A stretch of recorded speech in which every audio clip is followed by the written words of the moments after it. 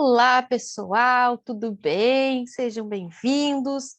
Hoje nós vamos fazer, então, um resumo aqui dos principais aspectos da responsabilidade civil do Estado. Conforme nós já conversamos, o Estado, ele tem responsabilidade, ok? Nós temos no Código Civil uma previsão de que todo aquele que causar um dano tem a obrigação de reparar este dano. Se isso existe no Código Civil para o particular, o Estado não pode ter um tratamento diferente. Então, também quando houver uma conduta que causar um dano por parte do Estado, também vai haver uma responsabilização. E uma responsabilização com contornos mais rígidos, tendo em vista que o Estado ele tem uma série de prerrogativas para o exercício da atividade administrativa. E estas prerrogativas, ela colocam o Estado em num caráter hierárquico com o particular. Portanto, justamente por causa dessas prerrogativas, desse caráter hierárquico, dessa posição hierárquica que o Estado assume, nós vamos dizer, então, que a responsabilidade do Estado ela é um pouco mais rígida em relação à responsabilidade do particular.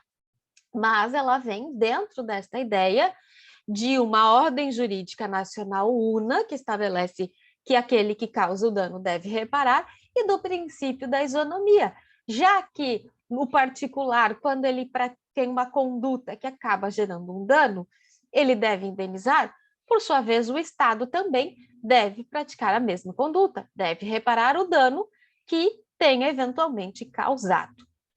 Nós vimos que existem alguns tipos de responsabilidade. Nós temos a responsabilidade penal, que vai ser analisada lá no campo do crime, na esfera penal. Nós temos a responsabilidade administrativa, que é aquela analisada dentro do aspecto administrativo, do cometimento de infrações funcionais ou de descumprimento contratual. E nós temos a responsabilidade civil. Esta responsabilidade, então, quando eu tenho um cometimento de um dano, quando gera uma conduta, ela gera um prejuízo. Esta responsabilidade também pode ser contratual, quando existe um contrato, e aí uma das partes descumpre o contrato, e a responsabilidade extracontratual, quando existe um dano e este dano ele não é vinculado ao contrato. Portanto, a responsabilidade que a gente vai estudar aqui é a responsabilidade civil extracontratual do Estado, ok? Lembrando que a responsabilidade que nós temos hoje, essa organização de responsabilidade, ela teve algumas transformações ao longo da história. Nós partimos, então, de uma teoria de irresponsabilidade do Estado. Isso em períodos monárquicos, isso em períodos absolutistas, em que quem governava era o rei. Se quem governava era o rei, e ele era considerado representante divino na terra, não se podia cogitar responsabilidade do rei, pois de outra forma eu estaria considerando responsabilidade da divindade. Então se partia do pressuposto de que o rei não erra nunca. Um rei não erra. Então não tinha como falar em responsabilidade do Estado.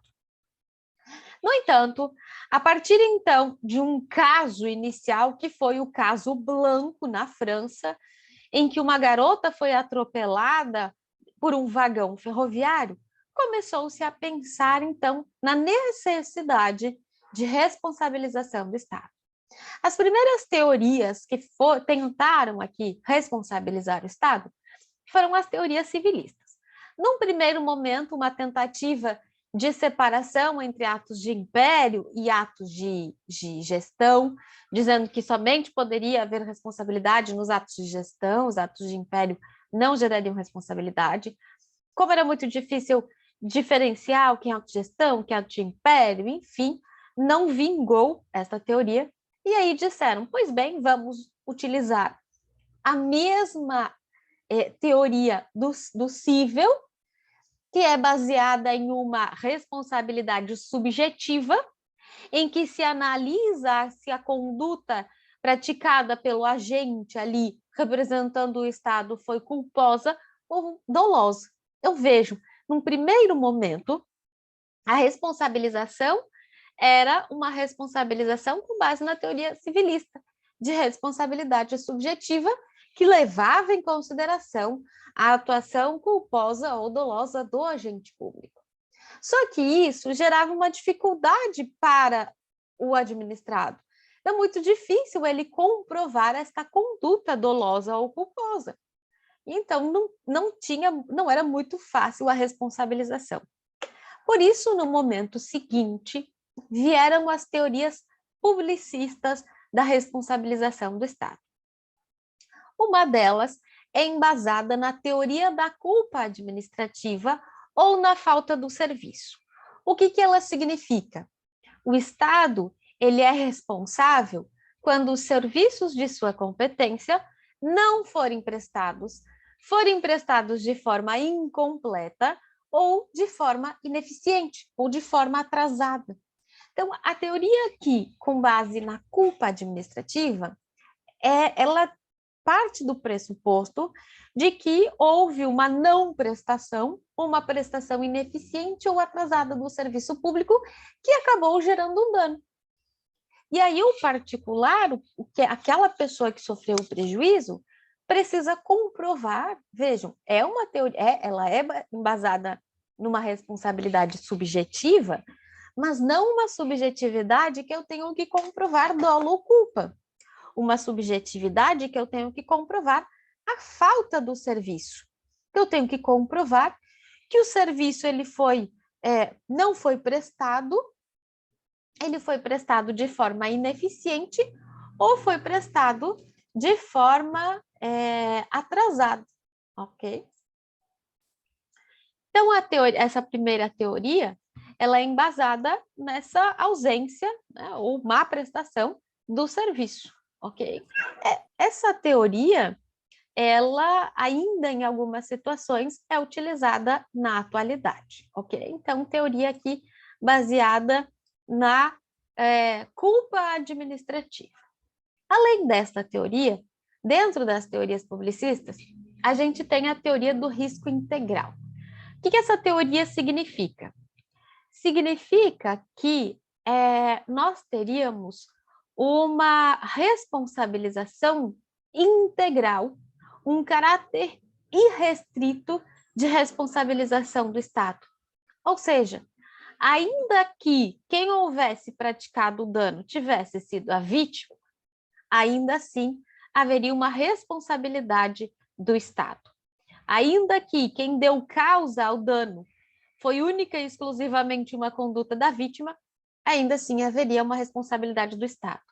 A teoria do risco integral, ela não admite excludentes, ou seja, o Estado ele sempre assume a responsabilidade. O Estado sempre vai ser responsabilizado por aquela conduta. Não temos aqui, então, uma excludente de responsabilidade. E, por fim, nós temos a teoria do risco administrativo. Por essa teoria, o Estado é responsável, sim, e uma responsabilidade objetiva, em que não é necessário comprovar dolo e culpa do agente, mas precisa haver comprovação de uma ligação, de um nexo de causalidade entre a conduta praticada pelo agente estatal e a existência do dano. Havendo este nexo de causalidade, haverá, então, a responsabilidade baseada na teoria do risco administrativo. Essa teoria, ela seria, então, uma teoria que admite excludentes, diferente da do risco integral, que não admite. Então, se aqui, por exemplo, a vítima foi a real causadora do dano, não há que se falar em responsabilidade do Estado. Pois bem, conhecendo todas essas teorias, qual é a teoria utilizada no Brasil? Bom, aqui No nosso ordenamento jurídico brasileiro, a responsabilidade civil extracontratual do Estado está prevista no artigo 37, parágrafo 6º da Constituição Federal. Este parágrafo vai dizer, então, que as pessoas jurídicas de direito público e as de direito privado, prestadoras de serviços públicos, responderão pelos danos que seus agentes, nesta qualidade, causarem a terceiros, assegurado o direito de regresso contra o responsável nos casos de dolo ou culpa. Temos, então, no artigo 37, parágrafo 6º da Constituição Federal, a previsão de responsabilidade objetiva do Estado com base na teoria do risco administrativo. É esta teoria que está presente aqui no artigo 37, parágrafo 6º. E aí a gente vai entender um pouquinho deste artigo. Primeiro, quem são essas pessoas que respondem de forma objetiva? Quem são elas? Bom, nós vamos ter as pessoas jurídicas de direito público. Quem são essas pessoas? A administração direta, União, estados, Distrito Federal e municípios. Mas também nós temos entes da administração indireta, as autarquias e as fundações públicas. Estas respondem, então, de forma objetiva, com base na teoria do risco administrativo. Mas não apenas elas. Nós temos responsabilidade aqui do 37, parágrafo 6º, também das empresas públicas e sociedades de economia mista prestadoras de serviços públicos. Lembram que nós vimos que as empresas estatais, elas podem ter duas finalidades. Uma é a prestação de serviço público, a outra é a exploração de atividade econômica. Quando a finalidade delas for a prestação de serviço público, quando elas forem prestadoras de serviço público, elas serão, então, responsabilizadas de forma objetiva, de acordo com o artigo 37, parágrafo 6º. Mas, além delas, nós temos ainda as pessoas privadas delegatárias de serviços públicos, as permissionárias, as concessionárias. Estas também respondem de forma objetiva, ou seja, basta apenas a comprovação do nexo de causalidade entre o dano e a conduta para ver a responsabilização, ok? Então, estas são as pessoas que respondem de forma objetiva. Esta responsabilidade objetiva, ela é aquela que eu não considero a conduta do agente. Eu não considero se essa conduta foi culposa ou dolosa. Basta apenas a demonstração do nexo de causalidade entre a conduta e o dano para haver a responsabilidade. Mas ao final do artigo 37, parágrafo 6º, diz que está assegurado o direito de regresso contra o agente causador do dano. O Estado, então, depois de reparar o dano junto ao administrado, ele pode ingressar com ação regressiva em face daquele agente público que praticou aquela conduta e acabou gerando um dano. Esta ação regressiva, ela é baseada na responsabilidade subjetiva, ou seja, o Estado deverá demonstrar que a conduta do agente público foi culposa ou dolosa, ok? Então, a responsabilidade do Estado para com o administrado é objetiva. A responsabilidade do agente público em uma possível ação de regresso, ela é, então, subjetiva, no qual se analisa se a conduta do agente foi culposa ou dolosa. No mais, a responsabilidade ela é decorrente tanto de dano material quanto de dano moral, envolvendo ali danos emergentes e lucros cessantes. Lembram, então, que a conduta ela é imputável ao Estado. O agente vai praticar a conduta, mas esta conduta é imputável à pessoa jurídica, ok? E esta conduta, ela pode ser, então, uma conduta lícita, está totalmente dentro da lei, e até nós conversávamos de um exemplo, digamos que o Estado vai construir um elevado e acaba prejudicando uma pessoa específica. Nessa situação, eu vou ter, então, uma responsabilidade por uma conduta lícita, porque apenas uma pessoa não pode ser responsabilizada em detrimento do benefício dos demais. Também pode ser responsabilizada, e por óbvio, esse é o mais comum, pelas condutas ilícitas. Por óbvio, se ele praticou uma conduta ilícita, vai ser responsabilizado. Vai ser responsabilizado por condutas comissivas. E aí, esta sim, responsabilidade objetiva, com base na teoria do risco administrativo. Então, uma responsabilidade objetiva. Essa é a que está descrita no artigo 37, parágrafo 6º. No entanto, existe uma discussão e uma aceitação, um entendimento de que as condutas omissivas do Estado, elas têm uma previsão um pouquinho diferenciada.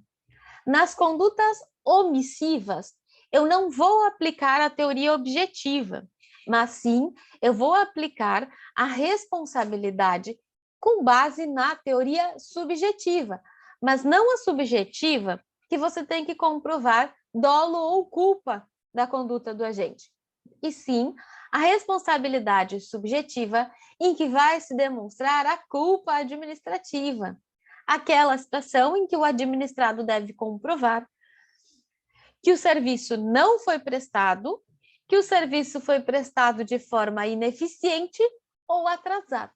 Então, quando eu tenho uma omissão do Estado, o administrado ele vai ter que fazer a comprovação de que o serviço não foi prestado de forma ineficiente ou atrasado. Lembrando que nessa situação, eu tenho a questão do dano evitável, então tem que levar em consideração se aquele dano, se a administração, mesmo que a administração tivesse tomado todas as cautelas, tivesse realizado todas as ações possíveis, aquele ato, aquele dano ainda assim teria ocorrido, eu não vou falar em responsabilização. Agora, se demonstrar que se a administração tivesse praticado os atos, o dano teria sido evitado, aí eu posso falar em responsabilização do Estado.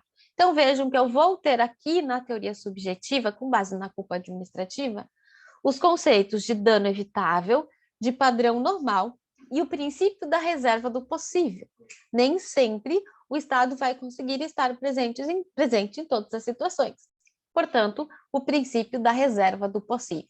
Isso vale tanto para as condutas omissivas, mas vale também para atos de multidão, quando houver uma omissão culposa do Estado, quando houver fatos da natureza. Então, nestas situações em que eu tenho uma omissão, eu preciso demonstrar que o serviço não foi prestado de forma ineficiente ou foi prestado de forma atrasada, mas entra aqui a questão dano evitável e princípio da reserva do possível. Ok? Então, aqui a gente tem a responsabilidade. E quem são essas pessoas que podem ser responsabilizadas? Quem é o agente que pode ser responsabilizado?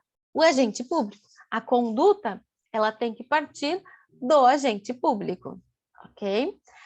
Aqui nós temos que o agente público é todo aquele sujeito que exerce atribuição pública, independente da atuação, independente do vínculo, independente disso, desde que ele atue em nome do Estado, ele vai ser responsabilizado.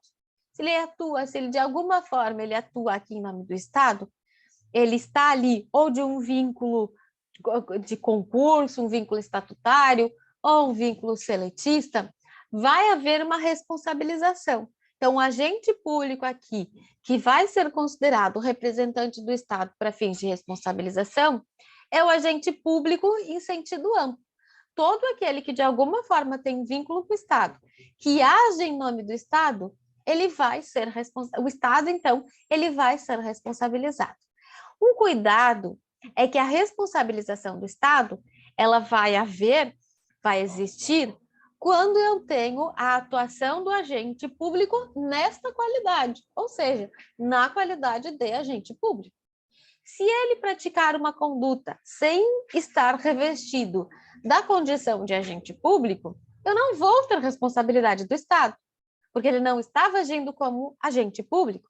E aí nós falávamos do exemplo, se um motorista de alguma secretaria estiver dirigindo enquanto está prestando um serviço e vem a bater no carro gerando um prejuízo, vai ter responsabilidade do Estado. Agora, se esse mesmo servidor estiver na praia final de semana, curtindo com a família, enfim, e lá ele vem a causar um dano, ele não está agindo como servidor. Então, não haverá responsabilidade da administração quando o causador do dano, quando a atuação do causador do dano não esteja relacionada à condição de agente público, ok? O Estado ele vai ser responsabilizado somente quando o agente público ele estiver agindo como agente público, ok? Então, nessas situações, nós temos a responsabilidade do Estado. Os danos, nós vamos falar aqui, o dano que... Então, o terceiro que sofre o dano pode ser qualquer pessoa. Pode ser pessoa jurídica de direito privado, pode ser de direito público, pode ser pessoa física, enfim, de qualquer pessoa que sofreu o dano pode ser, então, pode buscar a reparação deste dano. Inclusive, o STF tem entendimento de que não importa se essa pessoa é usuária ou não do serviço público.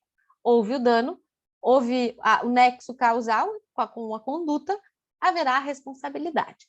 Lembrando que a responsabilidade ela é atribuída à pessoa jurídica em razão do princípio da impessoalidade. Quando eu tenho a administração indireta que causa o dano, a responsabilidade é objetiva e primária da administração indireta. Então, se foi alguém lá da Celesc que foi colocar um poste, o poste caiu em cima do seu carro e causou um prejuízo, a responsabilidade é primária e objetiva da Celesc.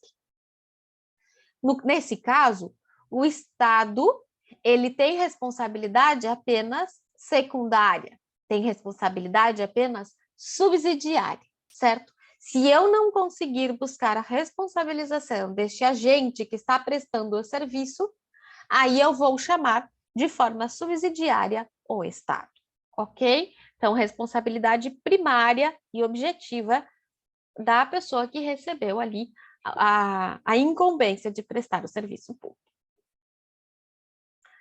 Então, tanto o usuário quanto o não usuário do serviço público. E aí nós chegamos nas causas excludentes. Lembram que nós temos aqui a questão de responsabilidade objetiva com base na teoria do risco integral. Esta teoria, ela aceita as excludentes. Quais são as excludentes, então? A culpa é exclusiva da vítima. Se a culpa é exclusiva da vítima, não se fala em responsabilidade do Estado. Se a culpa foi concorrente, cada qual vai arcar dentro dos limites da sua culpabilidade. O exercício regular do direito, também, se o agente estatal ele observou todos os limites, todos os deveres para a sua atuação, eu não vou falar em responsabilidade, ok? Nas situações de caso fortuito ou força maior, o Estado ele só vai ser responsabilizado caso ele não tenha observado as situações de cautela, caso ele tenha ficado comprovado que ele não praticou as atividades e que se ele tivesse praticado as atividades cabíveis, teria evitado o dano, aí ele vai ser responsabilizado. Se ficar demonstrado que ele, mesmo com todas as cautelas, ele não conseguiu, ele ainda assim, mesmo tomando todas as cautelas, ainda assim ele não teria evitado o dano, aí ele vai estar abarcado pelas excludentes do caso fortuito e da força maior. Tá? Então, caso fortuito ou força maior, certo?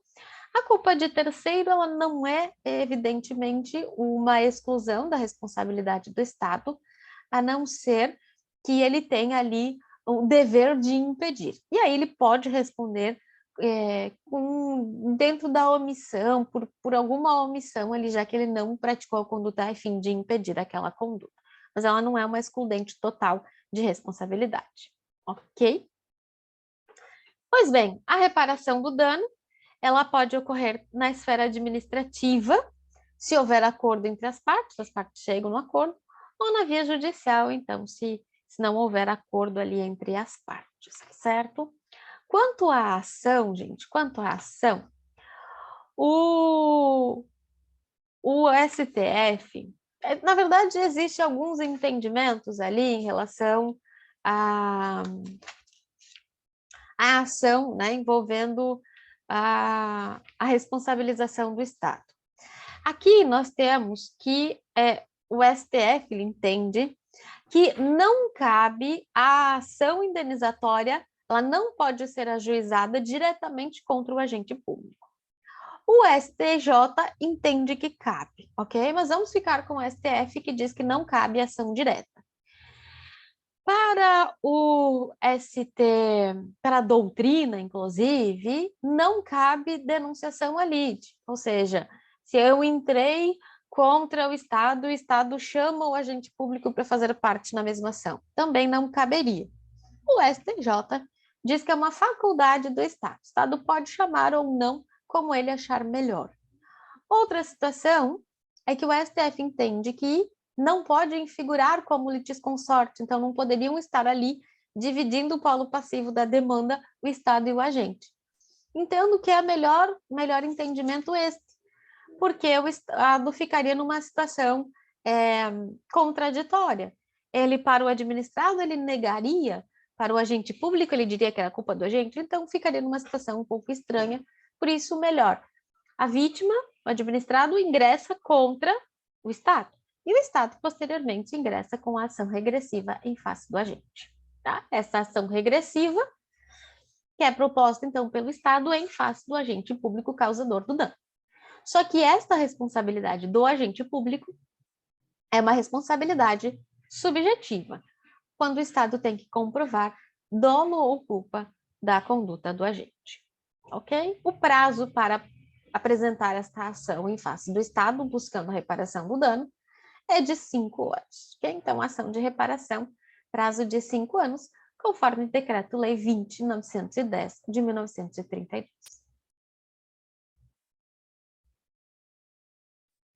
Dentro da responsabilidade, nós temos ainda alguns casos especiais. A questão que vem é se é possível responsabilização do Estado por atos legislativos. Gente, a regra é que a edição de uma lei não gera o dever de indenizar. É uma lei abstrata, uma lei genérica, ela não gera o dever de indenizar.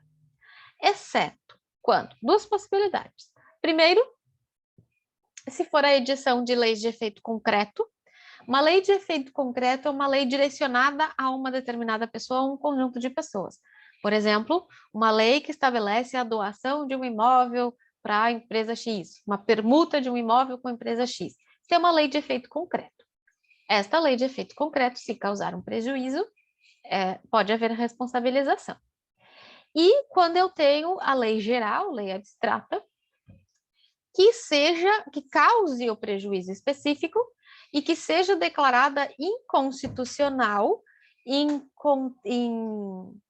ação direta de inconstitucionalidade, em controle de constitucionalidade concentrado, realizado pelo STF. Se aconteceu essa situação e a lei for declarada inconstitucional e causou um prejuízo específico, pode haver responsabilização por atos legislativos. Quanto aos atos judiciais, gente, em regra, nós temos ali o princípio do livre convencimento do juiz. Então, em regra, eu não vou falar de responsabilização por atos judiciais, por conta de uma sentença do juiz, de um acórdão do tribunal, eu não vou falar em responsabilização, já que nós temos o princípio do livre convencimento. No entanto, Existem duas previsões específicas aqui de responsabilização do Estado. A primeira é a previsão de que o Estado indenizará o condenado por erro judiciário, ok? Então, se houve algum erro judiciário, alguma situação ali que, né, quando, por exemplo, o preso ficar além do tempo fixado na sentença, então a gente tem aqui a possível responsabilidade do Estado.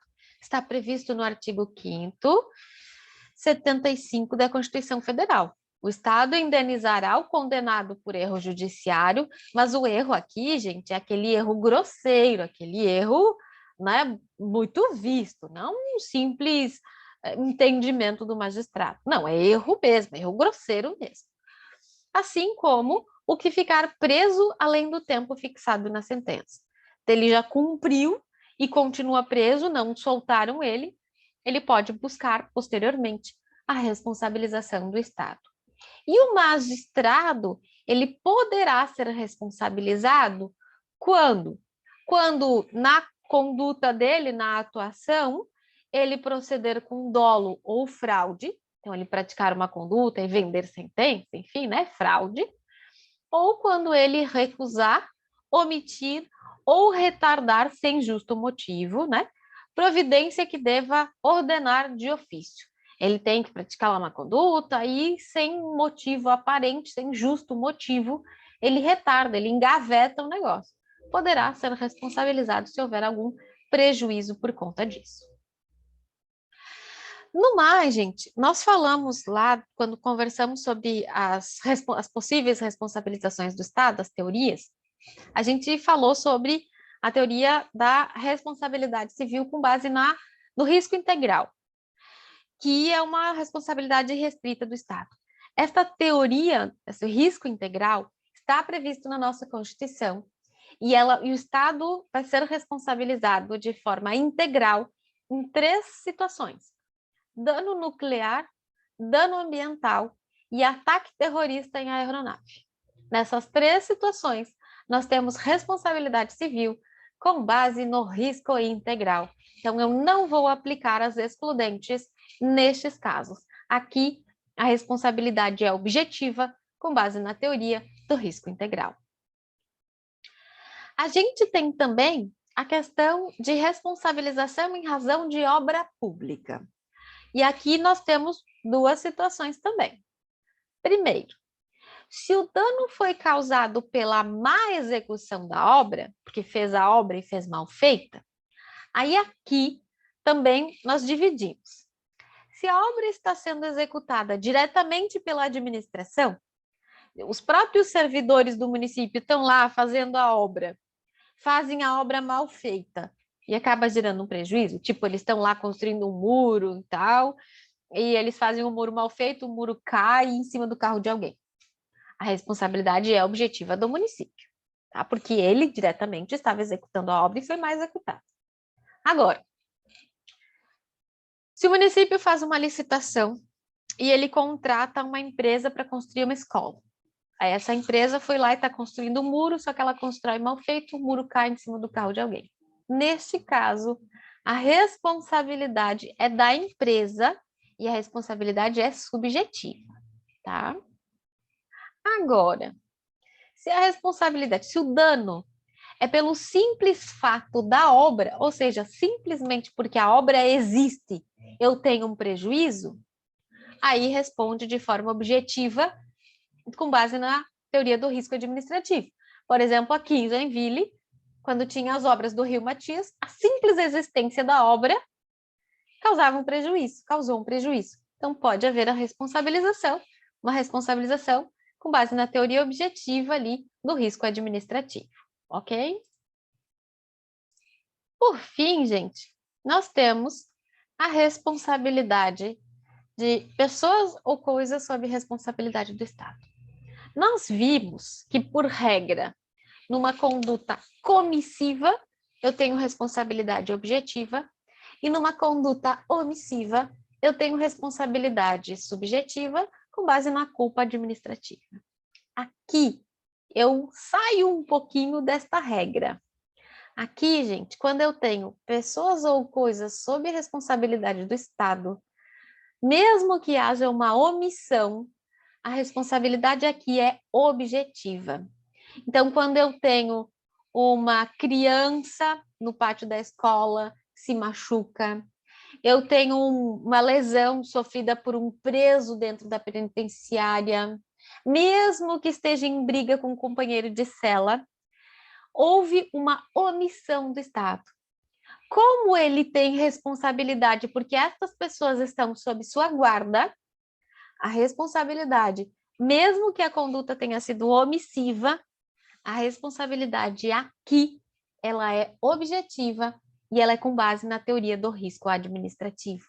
Então, quando eu tenho pessoas ou coisas sob a guarda do Estado, mesmo sendo uma conduta omissiva, mesmo sendo uma omissão do Estado, eu tenho responsabilidade objetiva com base na teoria do risco administrativo. Então, a nossa responsabilidade, finalizamos aqui a responsabilidade civil extracontratual do Estado.